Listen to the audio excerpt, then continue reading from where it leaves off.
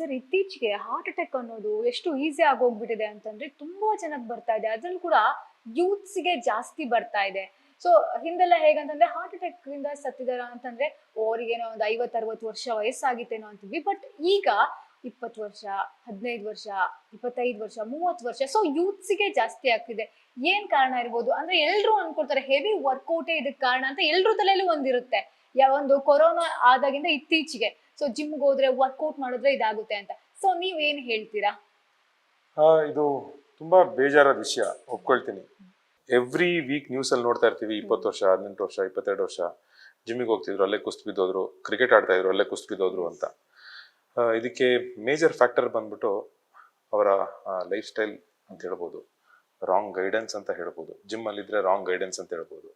ಇನ್ನೊಂದು patience ಇಲ್ದಲೆ urgent ಮಾಡೋದು ಅಂತ ಹೇಳ್ಬೋದು, ಶಾರ್ಟ್ ಕಟ್ ಹುಡುಕ್ತಾರೆ ಅಂತ ಹೇಳ್ಬೋದು. ಒಂದು ಲೈಫ್ ಸ್ಟೈಲ್ ಅಂದ್ರೆ ಇವಾಗ ಮುಂಚೆ ನಾವು ಊಟ ಮಾಡೋದಕ್ಕೂ ಇವಾಗ ಊಟ ಮಾಡೋದಕ್ಕೂ ಅಜಗಜಾಂತರ ವ್ಯತ್ಯಾಸ ಇದೆ ಅಲ್ವಾ? ಹೆಲ್ದಿ ವೈಸ್ ಎಲ್ಲದಕ್ಕೂ ತುಂಬಾ ಡಿಫ್ರೆನ್ಸ್ ಇದೆ. ಎರಡನೇದು ರಾಂಗ್ ಗೈಡೆನ್ಸ್. ಜಿಮ್ಮಿಗೆ ಹೋದ ತಕ್ಷಣ ಬೇಗ ಸಣ್ಣ ಆಗ್ಬೇಕು ಅಥವಾ ಬೇಗ ದಪ್ಪ ಆಗ್ಬೇಕು, ಅದಕ್ಕೆ ಅವರ ಬಾಡಿ ಟೈಪ್ ಏನು ಗೊತ್ತಿಲ್ದಲೆ ಅರ್ಧ ನಾಲೆಡ್ಜ್ ಇರೋರ ಹತ್ರ ಸಲಹೆಗಳು ತಗೊಂಡು ಅವ್ನು ಯಾರೋ ಏನೋ ತಗೊಳ್ತಿದ್ದಾನೆ ಅದು ಅವನಿಗೆ ರಿಸಲ್ಟ್ ಬಂದಿದೆ ಅಂತ ಹೇಳ್ಬಿಟ್ಟು ನನಗೂ ರಿಸಲ್ಟ್ ಬರುತ್ತೆ ಅಂತ ಆ ಸಪ್ಲಿಮೆಂಟ್ಗಳು ತಗೊಳ್ಳೋದು.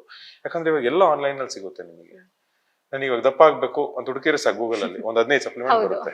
ಸಣ್ಣ ಆಗ್ಬೇಕು ಅಂತ ಹುಡುಕಿದ್ರೆ 15 ಸಪ್ಲಿಮೆಂಟ್ ಬರುತ್ತೆ.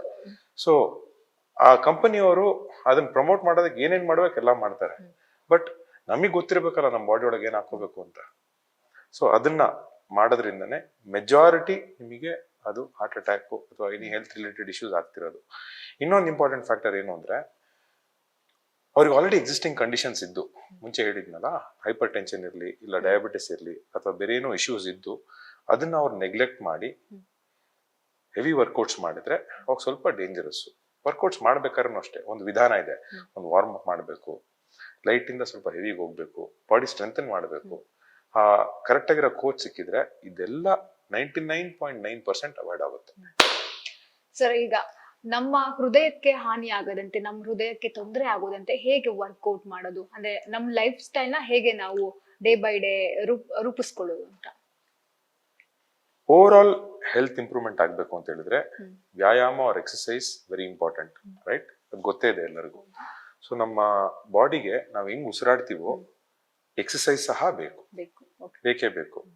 So when you start your workout, ನಿಮ್ಮ ಫಿಟ್ನೆಸ್ ಜರ್ನಿ ನೀವು ಸ್ಟಾರ್ಟ್ ಮಾಡ್ಬೇಕಾದ್ರೆ ಪೇಷನ್ಸ್ ಅಲ್ಲಿ ಸ್ಲೋ ಆಗಿ ಸ್ಟಾರ್ಟ್ ಮಾಡಿ, ವಾಕಿಂಗ್ ಮಾಡಿ, ಸ್ವಲ್ಪ ಒಂದು ಲೆವೆಲ್ ಎನರ್ಜಿ ಬಿಲ್ಡ್ ಆಗುತ್ತೆ.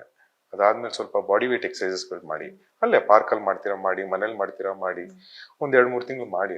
ಅದಾಗ್ತಿದ್ದಂಗೆ ಸ್ವಲ್ಪ ಸ್ಟ್ರಾಂಗ್ ಆಗ್ತೀರಾ, ಅವಾಗ ಹೋಗಿ ಜಿಮ್ಮಿಗೆ ಸೇರ್ಕೊಳ್ಳಿ. ಜಿಮ್ಮಲ್ಲೂ ಅಷ್ಟೇ ಕರೆಕ್ಟ್ ಗೈಡೆನ್ಸ್ ಅಲ್ಲಿ ವೇಟ್ ಟ್ರೈನಿಂಗ್ ಸ್ಟಾರ್ಟ್ ಮಾಡಿ, ಕಾಂಪೌಂಡ್ ಎಕ್ಸಸೈಸ್ ಎಲ್ಲ ಕರೆಕ್ಟ್ ಆಗಿರೋ ಫಾರ್ಮ್ಗಳು ಕಲ್ತ್ಕೊಳ್ಳಿ. ಆಮೇಲೆ ಈಗೋ ಇಲ್ದಲೆ ವೇಟ್ ಎತ್ತಿ. ಅವ್ರ ಪಕ್ಕದಲ್ಲಿ ಏನೋ 100 kg ಎತ್ತಾ ಇದ್ದೇನೆ ಅಂತ ಹೇಳ್ಬಿಟ್ಟು ಸಡನ್ ಆಗಿ ಹೋಗಿದ ತಕ್ಷಣ ನೀವು 100 kg ಎತ್ತಕ್ ಹೋದ್ರೆ ಬೆನ್ ಮುರ್ಕೊಳ್ತೀರಾ, ಇಲ್ಲ ಇಂಜುರಿ ಮಾಡ್ಕೊಳ್ತೀರಾ, ಇಲ್ಲ ಏಟ್ ಮಾಡ್ಕೊಳ್ತೀರಾ. ಅದ್ ಮಾಡಬೇಡಿ. ಸೊ ಸೇಫ್ ಆಗಿ ಒಂದು ಪ್ರೊಸೆಸ್ ಅಲ್ಲಿ ಮಾಡಿದ್ರೆ workout, gym super healthy. Okay, ನಮ್ ಮನೆ ಊಟ ಅಷ್ಟೇ, ಆಚೆ ಕಡೆ ಫುಡ್ ಏನು ಇಲ್ಲ. ಸೊ ನಮ್ ಮನೆ ಊಟದಲ್ಲೇ ಹೇಗೆ ನಾವು ಒಂದು ಬಾಡಿನ ಫಿಟ್ನೆಸ್ ಆಗಿ ಇಟ್ಕೊಳ್ಳೋದು? ಊಟದ ರೂಲ್ ಅಂತಿದೆ ಒಂದು, ಎಲ್ಲ ಸ್ಟೂಡೆಂಟ್ಸ್ಗೂ ನಾನೊಂದು ರೂಲ್ ಅಂತ ಕ್ರಿಯೇಟ್ ಮಾಡಿದ್ದೀನಿ. ಮನೆ ಊಟ ಅಂದ್ರೆ ರೈಸ್ ಇರ್ಬೋದು, ಚಪಾತಿ ಇರ್ಬೋದು, ರಾಗಿ ಮುದ್ದೆ ಇರ್ಬೋದು, ಏನೇ ಇರ್ಬೋದು, ಅಥವಾ ಪ್ರೋಟೀನ್ ಅಲ್ಲಿ ಬಂದಾಗ ಫಿಶ್ ಇರ್ಬೋದು, ಚಿಕನ್ ಇರ್ಬೋದು, ಇಲ್ಲ ಪನ್ನೀರ್ ಇರ್ಬೋದು, ರಾಜಮಾ ಇರ್ಬೋದು, ಇಲ್ಲ ಚೆನ್ನ ಇರ್ಬೋದು, ಏನೇ ಇರ್ಬೋದು. ಸೊ ಒಂದು ಪೋರ್ಷನ್ ಪ್ರೋಟೀನ್ ಇರಬೇಕು ನಮ್ಮ ಊಟದಲ್ಲಿ, 2ನೇ ಪೋರ್ಷನ್ ತರಕಾರಿ ಸೊಪ್ಪುಗಳಿರ್ಬೇಕು, 3ನೇ ಪೋರ್ಷನ್ ಸ್ವಲ್ಪ ತುಪ್ಪ ಅಂತದಿರ್ಬೇಕು, ಹೆಲ್ದಿ ಫ್ಯಾಟ್ ಇರಬೇಕು, 4ನೇ ಪೋರ್ಷನ್ ಕಾರ್ಬ್ಸ್ ಅಂದ್ರೆ ನಮ್ಮ ಬ್ರೆಡ್ ಅಂತೀನಿ, ರೈಸ್ ಇರ್ಬೋದು, ಚಪಾತಿ ಇರ್ಬೋದು, ರಾಗಿ ಮುದ್ದೆ ಇರ್ಬೋದು, ಅದಿರ್ಬೇಕು. ಅದಷ್ಟನ್ನು ಕುತ್ತಿಗೆಗೆ ಬರೋ ತನಕ ತಿನ್ಬಾರ್ದು. ಜಸ್ಟ್ ಇನ್ನೇನು ಫುಲ್ ಆಗ್ತದೆ ಅಂದಾಗ ನಿಲ್ಲಿಸ್ಕೊಂಡ್ರೆ ಸೂಪರ್ ಆಗುತ್ತೆ. ಸರ್ ಇವಾಗ ಇನ್ನೊಂದಷ್ಟು ಜನಕ್ಕೆ ಡೌಟ್ ಇರೋದು, ತೂಕ ಜಾಸ್ತಿ ಇರೋರಿಗೆ ಹಾರ್ಟ್ ಅಟ್ಯಾಕ್ ಹೆಚ್ಚಾಗುವ ಸಂಭಾವ್ಯ ಹೆಚ್ಚಿದ್ಯಾ ಅಂತ? ಎಸ್, ಅವ್ರಿಗೆ ಸ್ವಲ್ಪ ಚಾನ್ಸಸ್ ಜಾಸ್ತಿನೇ ಇದೆ. ಯಾಕಂದ್ರೆ ವಿಸಿರಲ್ ಫ್ಯಾಟ್ ತುಂಬಾ ಕಾಂಟ್ರಿಬ್ಯೂಟ್ ಮಾಡುತ್ತೆ ನಿಮ್ಮ ಹಾರ್ಟ್ ಹೆಲ್ತ್ಗೆ. ಬಟ್ ಸಣ್ಣ ಇರೋರಿಗೆ ಆಗಲ್ಲ ಅಂತಲ್ಲ. ತುಂಬಾ ಜನ ಸಣ್ಣ ಇರ್ತಾರೆ, ಕೊಲೆಸ್ಟ್ರಾಲ್ ಲೆವೆಲ್ಸ್ ಮೇಲೆ ಏರೋಗಿರುತ್ತೆ. But danger situation may be ಒಂದು 10 to 15% ದಪ್ಪ ಇರೋರಿಗೆ ಇರೋದು.